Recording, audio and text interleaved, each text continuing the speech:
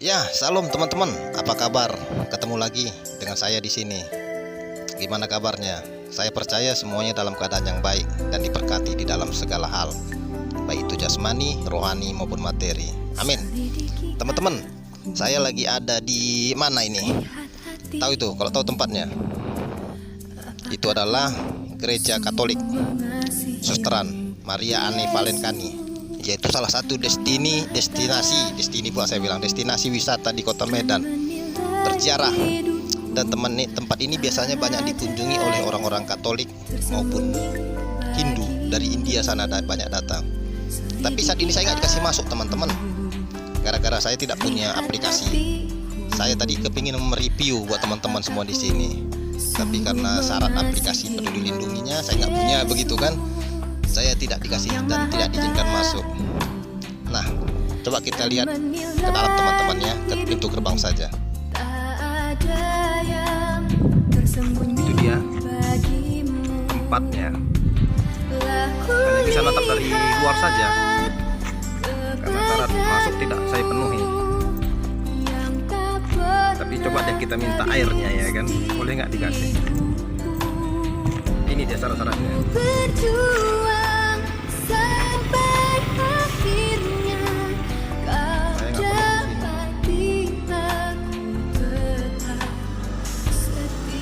Kak, boleh minta airnya?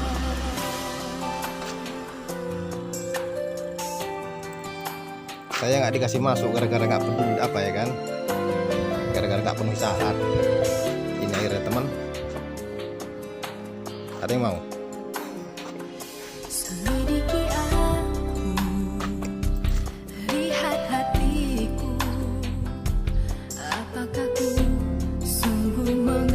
Gereja Katolik Maria Anne Valenkani. Dan menilai hidupku ada yang tersembunyi bagimu.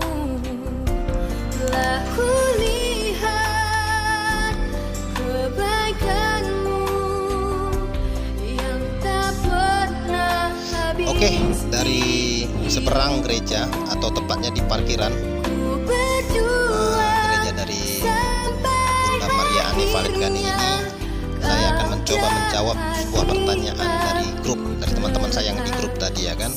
Nah, apa pertanyaannya? Ini dia teman-teman.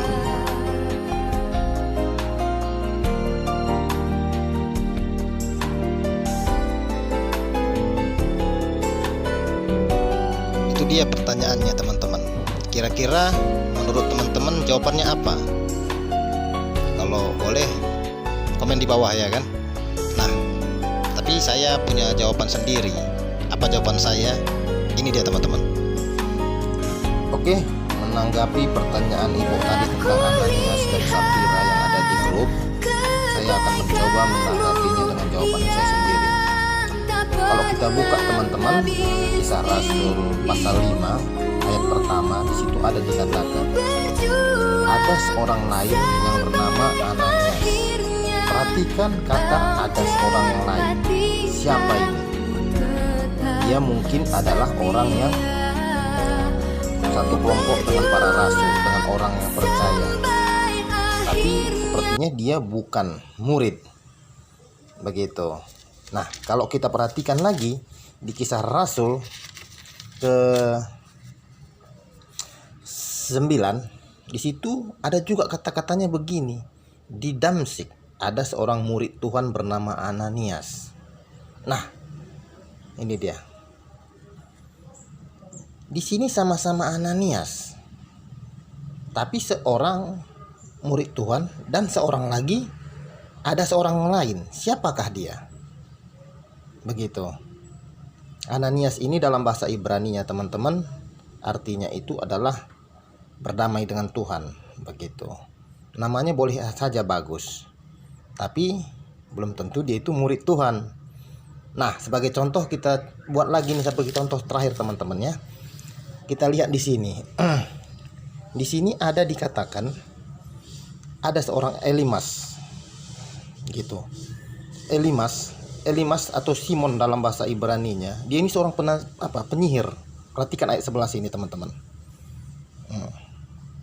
Atau ayat 9. Teman-teman boleh baca sendiri. Dia ini seorang ahli sihir.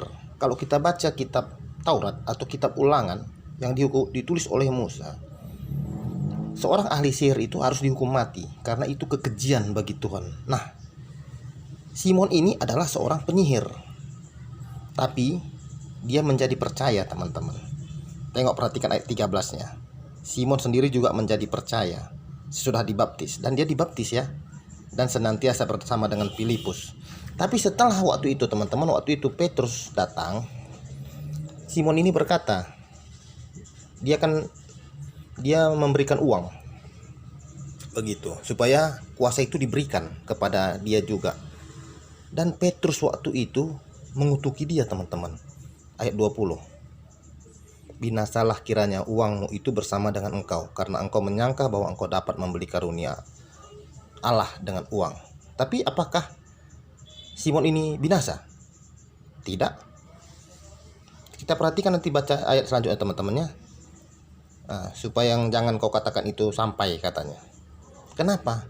Karena Simon ini sudah memutuskan percaya dan dia sudah menjadi murid. Nah, seperti itu kira-kira penjelasannya teman-teman. Itu yang bisa saya sampaikan. Oke, itu dia jawaban dari saya teman-teman. Kalau Anda rasa cocok ataupun sependapat, ya semoga memberkati. Tapi kalau tidak, ya mohonlah di komen apa jawaban Anda tentang pertanyaan dari teman kita itu, begitu. Karena sama-sama belajarnya kita kan, saya juga belum tahu apa-apa begitu kan. Ya, ngomong-ngomong hari ini karena saya sedikit agak kecewa teman-teman, karena saya datang dari jauh dan saya tidak dikasih masuk hanya karena sebuah aplikasi begitu kan. Memang sebuah aturan sih, dan saya juga tidak punya surat enjus begitu kan. Jadi ya saya harus malahan sedikit kecewa teman-teman. Saya cukup dari luar saja menatapnya. Nah, di tangan saya ini teman-teman ada 2 buah air begitu, air suci dari Maria Anne Palenkani. Ini dia.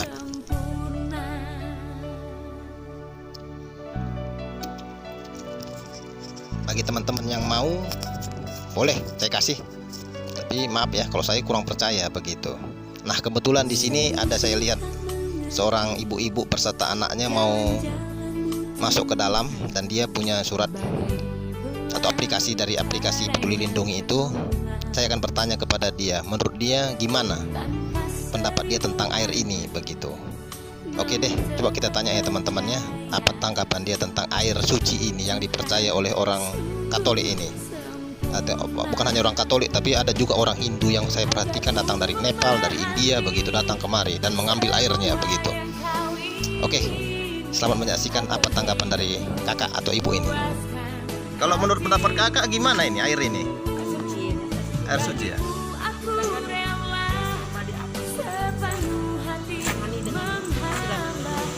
Ya, sebelum kita minum itu,